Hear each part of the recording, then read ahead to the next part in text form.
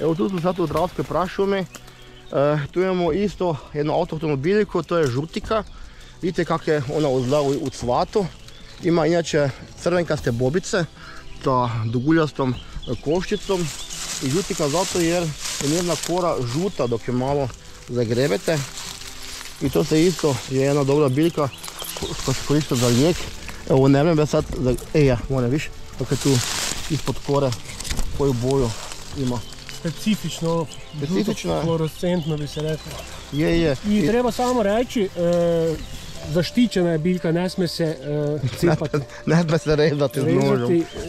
Mislim, uništavati. Da, edukativno. Gotovo, znači, taj korijen njezin je i ljekoviti i... Da, ja nisam išao na korijen, ja sam prije išao bobice zakupljati, ima puno vitamin C. Evo sada je biljka u cvatu i... A ima to i puno ukrasnih biljki kad su slične. I...